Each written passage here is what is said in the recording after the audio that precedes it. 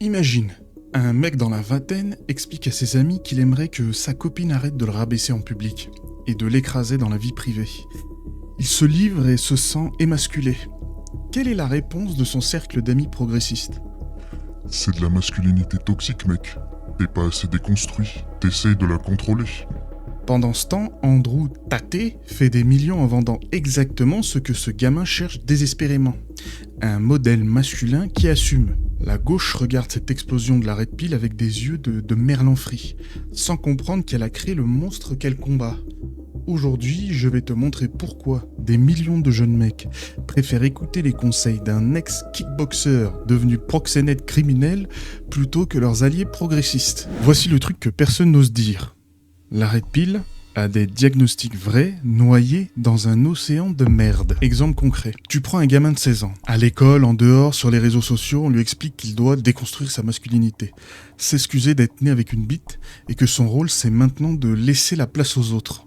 Mais attends, ça devient plus fou. Ce même gamin rentre chez lui et voit que quand il pleure, on lui dit que c'est pas grave. Mais que quand sa sœur ou les femmes de sa vie le font, toute la famille accourt. Sa misère émotionnelle, elle vaut peanuts comparée à celle des femmes de sa vie. Il voit son père qui n'existe que à travers le boulot, qui préfère ne pas rentrer à la maison, en feintant réparer la voiture sur le parking. On a tous vécu ça. Résultat, le gamin comprend vite, puisqu'il n'est pas bête, que son unique valeur, c'est ce qu'il produit. Pas ce qu'il est, pas ce qu'il ressent, c'est ce qu'il fait. Alors, j'aimerais que cela soit faux. J'aimerais que ce soit qu'une chimère, une rumeur. J'aimerais que je raconte n'importe quoi, mais malheureusement c'est une vérité indéniable, même chez les personnes déconstruites et progressistes. Alors moi je te raconte une histoire vraie qui m'a ouvert les yeux. Imagine, on est à Lyon dans les années 2019. Moi je bosse dans une grosse boîte avec des femmes vraiment modernes. Elles sont toutes en position de pouvoir. On parle de directrice marketing, chef de projet, team leader principalement. On est le gratin du féminisme corporate quoi. Au bureau, ça prêche l'égalité. Voilà, critique la masculinité toxique. Je me souviens même que ça mettait des posts sur LinkedIn pour des trucs sur le leadership inclusif. Mais voilà le piège. Ces mêmes femmes, dans leur vie perso, elles attendaient de leur mec qu'ils prennent l'initiative, toujours tout le temps, payent l'addition 80% du temps, même si ce n'est que de l'argent, c'est la symbolique qui compte, soit fort, protecteur, traditionnel, soit le roc sur qui tout repose. Ce roc ne peut pas plier, donc il ne peut pas se permettre d'être humain. Ne me faites pas dire ce que j'ai pas dit. Moi j'adore que les femmes puissent s'émanciper, qu'elles aient maintenant leur destin entre leurs mains et pas entre celles des hommes. Mais ça ne remet pas en cause mon propos. Deuxième petit exemple. Ici notre protagoniste s'appelle Sarah, pour des besoins d'anonymat. Elle travaille sur Lyon, et cette femme donnait des espèces de conférences, des colloques, t'appelles ça comme tu veux, sur le consentement éclairé.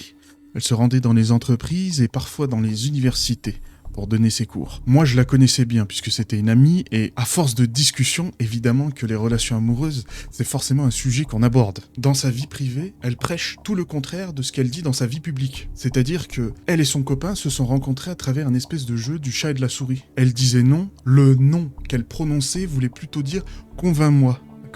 Elle testait constamment ses limites, voir jusqu'où il pouvait aller. Est-ce qu'il allait continuer de la courtiser ou est-ce qu'il allait s'arrêter par peur? Le non, ici, ne voulait pas dire non. Mais cette femme dans sa vie professionnelle avait comme boulot d'apprendre aux gens que non voulait dire non. Est-ce que tu vois la folie du truc? Pour elle, ce n'était rien, d'accord? Il n'y avait pas de problème à ça puisque c'était dans sa vie privée. Tu vois l'arnaque? Il y a le discours public et la réalité privée. Alors petit point pour tout le monde, si une meuf dit non, c'est non, même si dans sa tête c'était oui. Ne risquez pas vos vies. Pendant ce temps, Andrew Tate et Jordan Peterson font un truc intelligent. Ils parlent à cette réalité que personne n'ose nommer. Ils disent au mec, écoute fils, ton rôle n'a pas changé d'un iota. C'est très injuste, mais entre toi et un type des années 20, il n'y a pas beaucoup de différence. Tu dois toujours être à l'initiative, toujours être le leader, celui qui assume. Mais maintenant, en plus, on te demande de culpabiliser de l'être. Les femmes se sont émancipées, mais les hommes restent les mêmes. Ils donnent des solutions concrètes, noyées dans un océan de merde, là où la gauche ne propose que des excuses et de l'autoflagellation. Tu es un type timide et introverti, qui suit les conseils modernes de 2025. Eh ben, tu finis friendzoné à vie, frère. Tu vas galérer, fils. Ça va être très compliqué pour toi. C'était compliqué pour toi en 1950, mais c'est toujours aussi compliqué pour toi en 2025. Le même mec qui applique certains principes Red Pill, il développe enfin une colonne vertébrale. Il se rend compte que ses désirs sont tout aussi valides que ceux des autres, qu'il n'existe pas forcément dans un espèce de rôle perpétuel de servitude. Mais là où ça devient pervers, la gauche a créé un vide total. Zéro modèle masculin positif. Zéro modèle masculin qui s'assume et qui font rêver les jeunes hommes, qui leur donnent envie d'être comme eux.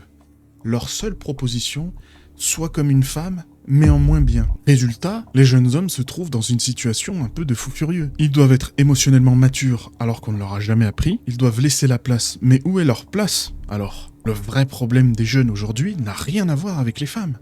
Le vrai problème, ils n'ont plus d'amis. Plus de cercle masculin. Papa est relégué au garage et au sous-sol. Il n'existe que dans ces endroits-là.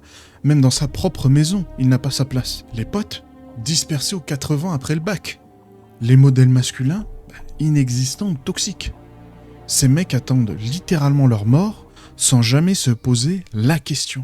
Mais qu'est-ce que je veux vraiment ? Dans chaque relation, ils savent instinctivement que toutes les émotions, que ce soit de leurs copines ou des femmes de leur vie, passent avant les leurs. Sauf cas extrême, genre cancer ou mort. Et c'est là que les Andrew Tate et compagnie frappent fort. Il dit aux mecs, tes besoins comptent aussi, et boum, dans leur tête, ça résonne comme une révélation divine. Voici ce que la gauche refuse de comprendre. Tu ne peux pas combattre un mouvement en ignorant les vrais problèmes qu'il soulève. La Red Pill, ça explose parce qu'elle répond à des besoins réels, besoins de modèles masculins assumés, pas de grosses victimes qui regrettent d'être nées en tant qu'hommes. Et surtout un besoin de fraternité entre hommes. Le problème, c'est que même si tu trouves une copine, d'accord, même si tu réussis soi-disant à atteindre ton objectif, cette femme va se sentir rapidement coincée dans un traquenard parce qu'elle va devoir devenir ton tout. Ta compagne, ton ami, ta psy, la personne sur laquelle tu te reposes constamment. Et je suis désolé de le dire, mais dans les relations que l'on a, ce n'est pas possible. Déjà, ce n'est pas quelque chose perçu comme étant particulièrement séduisant, et ça se voit vite, la pauvreté émotionnelle, et on le ressent sur toi. La solution, c'est arrêter de traiter les jeunes hommes comme des oppresseurs en puissance, et déjà leur commencer à proposer des modèles positifs. C'est ce que j'ai fait sur des précédentes vidéos que je mettrai en lien juste après. Parce que tant que ta seule proposition sera « excuse-toi d'exister », ils iront chercher leur réponse ailleurs. Alors la prochaine fois qu'un jeune homme se tourne vers la Red Pill, des trucs comme ça, pose-toi la bonne question. Qu'est-ce que toi, tu lui proposes comme alternative ? Rien. Si ce genre de réflexion te plaît, abonne-toi à ma liste email, on va aborder plein de sujets de ce genre dans les jours à venir. Et tu peux faire des dons en description, c'est sur Stripe, c'est simple et sécurisé. Abonne-toi à Plus dans le bus.